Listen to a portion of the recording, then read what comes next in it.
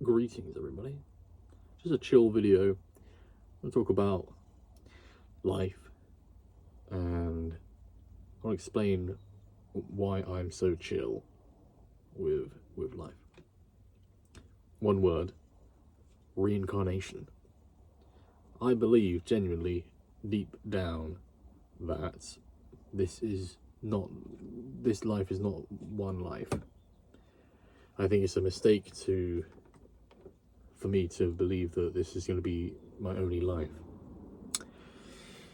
The truth is, I think we're going to have infinite lives. I think that what we really sort of are is a soul, and that goes either up or down after death a little bit. So either a lot up or a lot down or a little bit down. In terms of quality of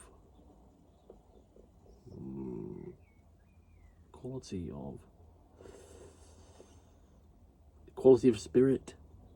Not sure if that's quite the word I'm looking for, but you know what I'm saying. So like, if I went really down after death, I'd become like my life would be terrible in my next life. Which is why I'm trying to be the best person I can be and do the best I can to rise after this life. I want to rise and have an incredible life from the beginning in the next life, you know. Yeah, I can't wait to get old. I cannot wait to get old. The reason being, when I'm 50 years old, I'm currently 25 in July. When I'm like 50, I've always said since I was 16, I've said that's when I'm going to go off into the forest. Be like Ramana Maharshi. Ramana Maharshi was a Indian saint. Some people call him a saint, which is a high word. You know, a saint who died, his body died in 1950. So he was born in about 1880 something. And when he was 16, he left his uncle's home in the middle of the night after having a sort of death experience. He really realized he was going to die. And this woke him up. He woke up into something which he never went out from, you know. And so yeah, he went off into to the side of a mountain nearby called Mount Arunachala, which is a holy mountain. And yeah, he spent the rest of his life not moving far from that mountain at all. And you know, I know that at 50 years old, when I'm getting closer to death, I don't think at 50 years old I'll feel very old at all. But certainly when I know the body's getting old and it's going to die in the next 20, 30 years, I'll become more spiritually interested in spirituality more. My life will align much less with materialistic things, and because that will have a great ending for my soul in this life. I reckon I could achieve really good start from the next life. To the next life, I reckon I could achieve a very, very nice start by having a great end to this one in terms of spiritual understanding. And I can't wait to drop everything. That's why in my 20s I'm really just getting all the materialistic karma stuff, but trying to burn through a lot of that and really enjoy it, you know, such that after like 50, 60 years old, I will have already burned through that and really realised that there's no point in pursuing that. Such that in my next life, I will pursue materialism less. The best we could hope for, I think, is being born without the fear of death, which not even Jesus had, because, you know, he well, actually, I'm not sure. Obviously, I don't know at all. I don't think anybody does, but I'm pretty sure he was just a normal guy, like normal up until the age of 33. Although when he started preaching, oh wait, no, that's when he died. Up until, you know, like his 30s or whatever. But he was born in a miracle way. You know, like he was born of a virgin, and so his life must have been. He must have been treated very, very differently. Like he must have been treated as a holy person since birth. So I wonder if he was born with the fear of death.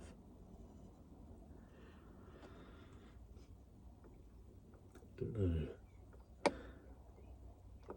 I mean, there is evidence that even if God was simply acting, that Jesus did have fear of death, because he would suffer, he would worry about things.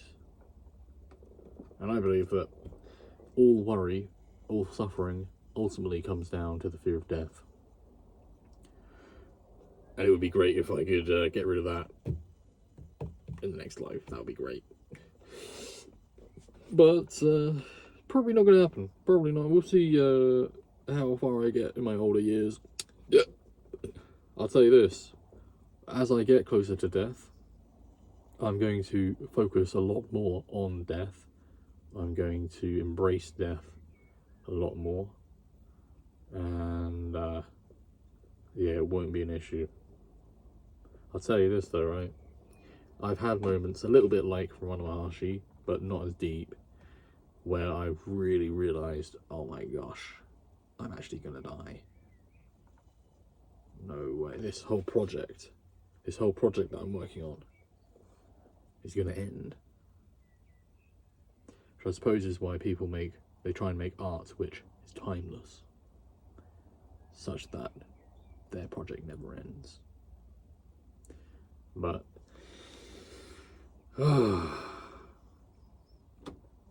yeah.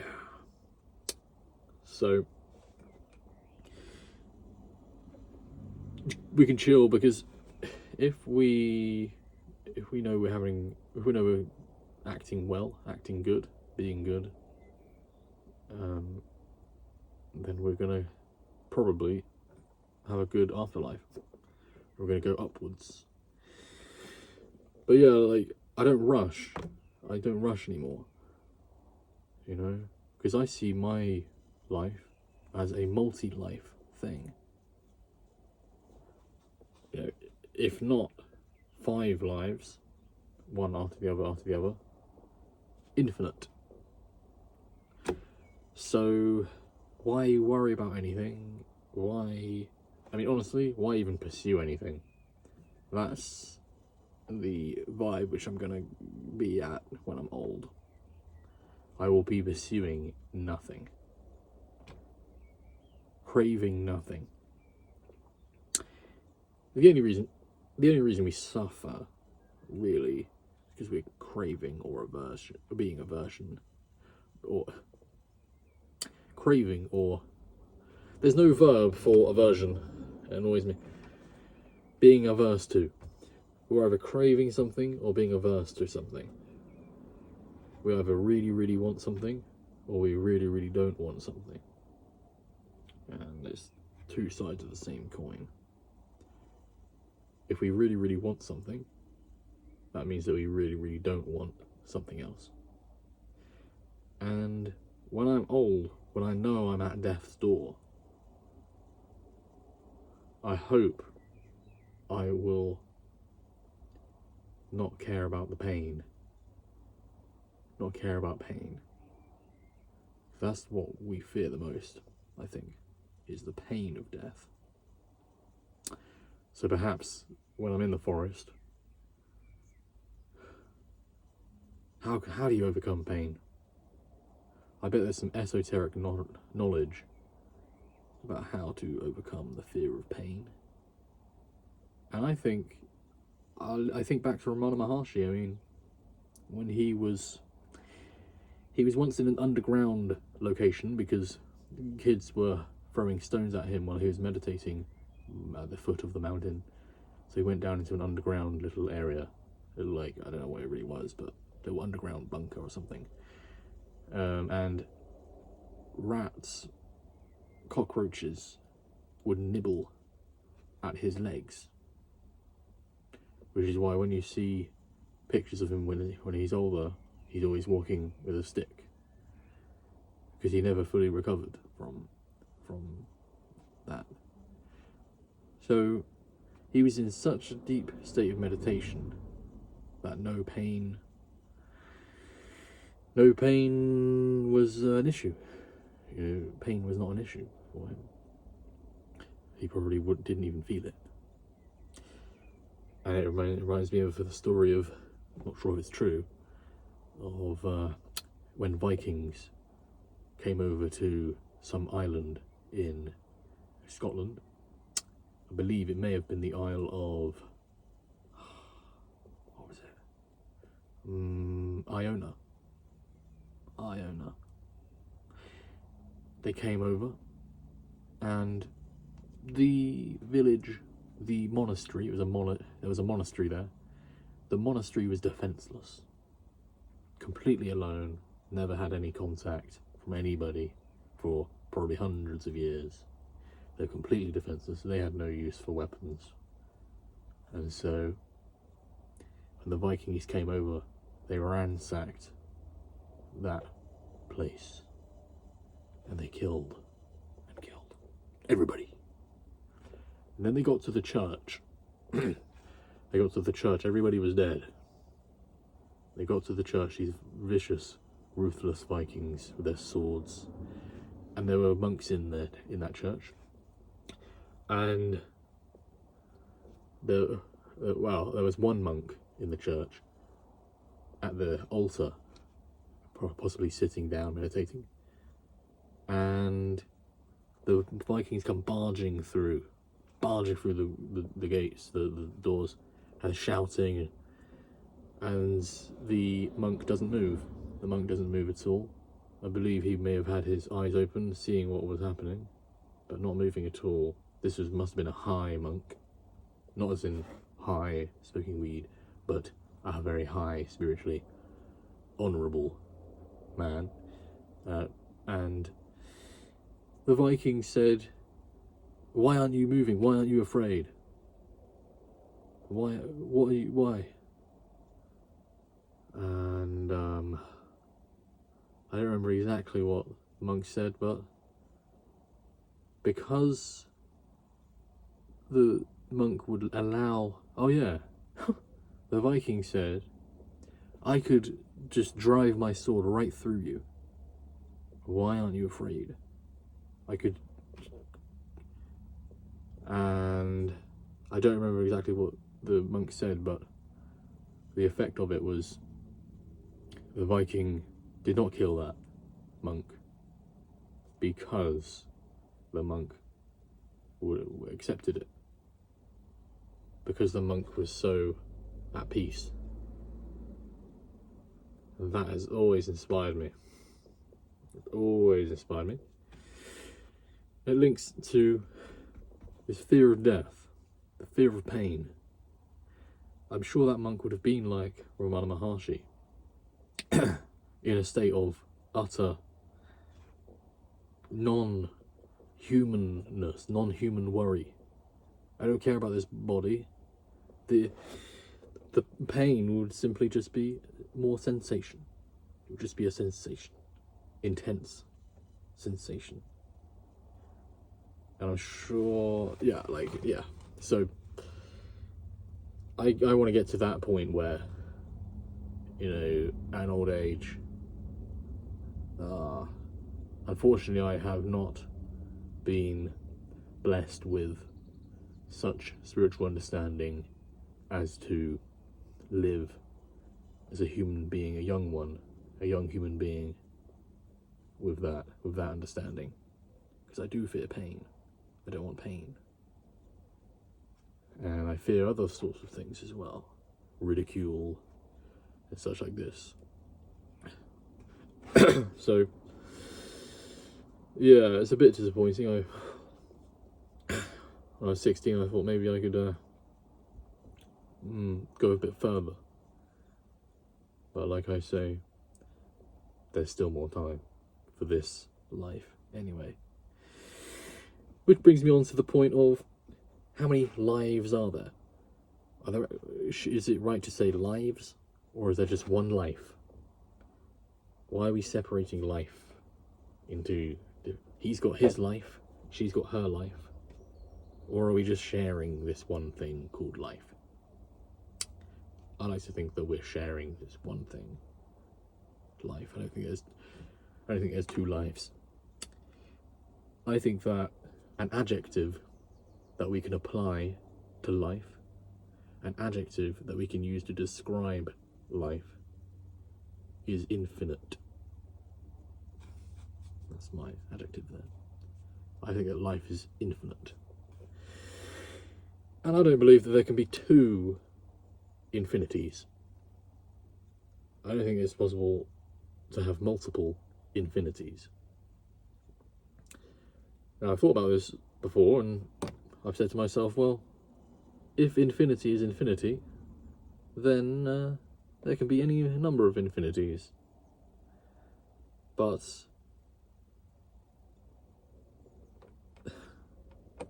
within that's within infinity. There being multiple infinities is within infinity. So, yeah, I wonder if that makes sense to anybody. I wonder. But yeah, so I love talking to people who are ambitious, and I love spurring people on to have amazing experiences. I currently I have a coaching client who is, he's actually my age, and he's he makes over 100,000 a year, and he's really living the high life. He's really going for it. Very ambitious, but he has an addiction that we're working through, and it's just like, yeah, I love talking to people who are ambitious, but I like to chill. You know, I think that the real work that I'm going to do is going to be when I'm old. The real work.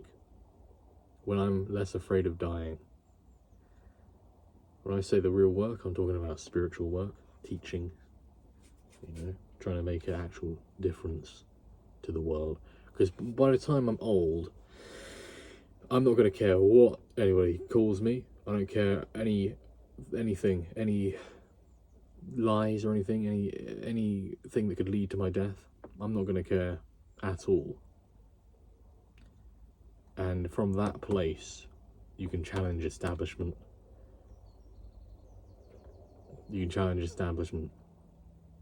I gotta tell you this, it was bad enough in Jesus' era, with all the corruption and forces trying to keep everybody unhealthy. I don't know why the news outlets aren't talking about how to eat healthily all the time.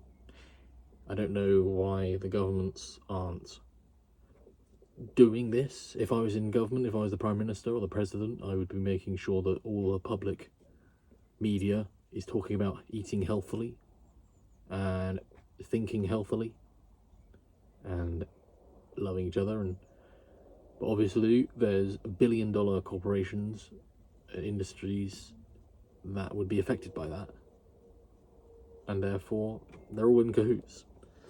So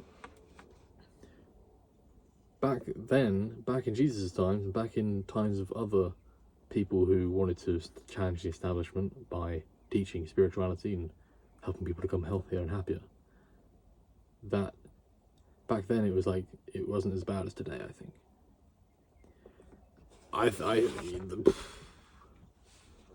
Yeah, I think that it's a very dangerous game, genuinely trying to challenge things. And I think there are lots of spiritual teachers today who are teaching people very, very well, but I don't think they're going as full as they could, as full as I hope, as fully, as far, and as deeply as I hope that I will when I'm older. Calling out the greed, pointing out the corruption, the greed, it's obvious greed. But then I suppose, what would be, yeah, I was going to say, what would be the result of that? What, everybody just being angry at the corporations? Trying to attack the corporations? No, that would not be the right way. Instead, I believe there's a middle path, which is simply education, and becoming a figurehead of a movement against this greed. Now, Jesus became a figurehead against greed, corruption, and he was killed. And I think that anybody today who became a figurehead, somebody who is actually challenges the drug cartels, you know, the junk food industry, which is just killing people, you know, anybody who actually poses a threat, you get a price on your head. They'll get a price on their head, you know, get a bounty on their head. I mean, so that's why I look forward to being old, when, you know I'm going to die in the next 5-10 years. So let me just go all out, you know. The truth is, I know I'm going to die now. I know I'm going to die now. But I got a lot of fear, man. Got a lot of fear. So, we're talking about the fear of death. Yeah, I mean, there's so much opportunity to point out corruption and crime and immoral behaviour and dangerous behaviour. I don't understand why we're putting up with it, to be honest. Why in the music charts are all the rap songs talking about killing people? I just don't understand. Why are we doing that? Why are we uplifting this? I think it's because everybody's kind of rightfully scared, understandably scared, that we'd get killed. If we point out the immorality of a criminal, they tend to do crime to that person. So, yeah, I think that's why I reckon everybody who's a little bit like me should be excited about their old age. Very excited. Because that's the time when you'll be able to go all out. We can do now, technically, but let's face it, we want to live a material life. We want to enjoy this human experience, enjoy the fruits that it has, that it offers. And we can bypass that. I know a lot of people who are actively trying to do that. But I know that my soul wants to really enjoy this material experience. It tends to sort of tell that to me. And yeah, but in old age, Could be different. We should all be looking forward to the grey hairs, because I think that's when we'll be the most dangerous to the establishments which are actively and knowingly bringing the health of society down, trying to move our species backwards. I don't like that. We could be, as a society, I like using the word species, but I know that it can seem a bit sort of reductive and a bit disrespectful. But no, we're a species. We're humans. I think that our species could be unbelievably enlightened. We've got the internet. We can share information like this that I'm doing here any time, any day, anywhere. We have the tools.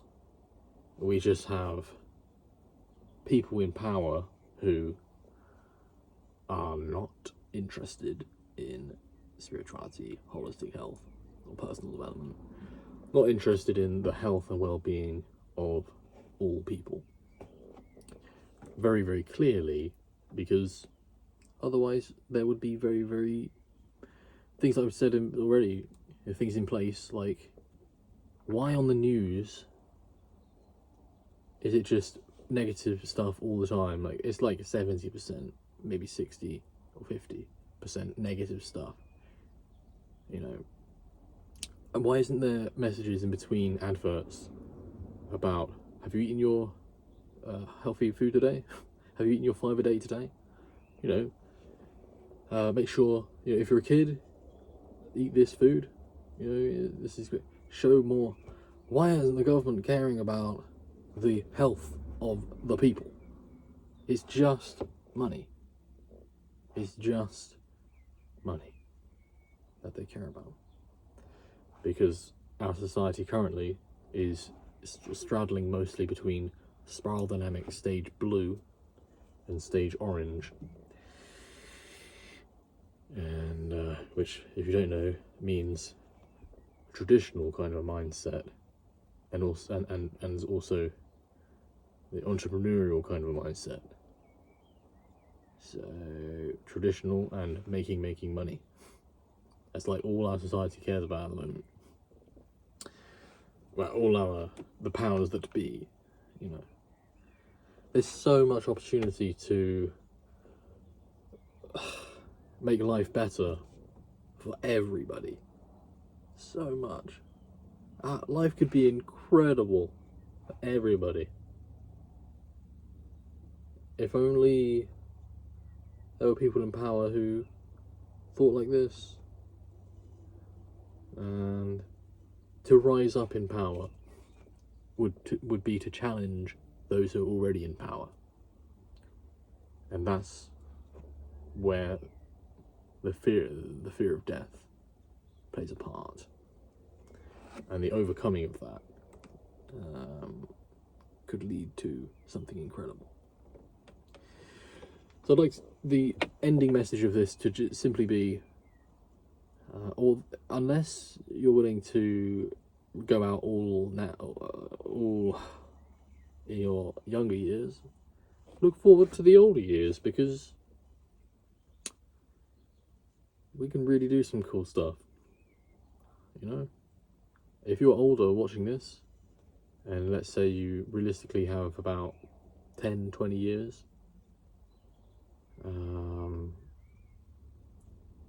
you have a voice. The voice never gets old. If you've got a voice, the voice is the most powerful thing that a human has. Mahatma Gandhi, I mean, Nelson Mandela, Martin Luther King, it's just voice. Their voice. They said, they spoke. There was no physical aspect. They didn't have to do anything physical. They spoke, and that is very, very incredibly powerful. So, yeah, I look forward to old age. Let's go.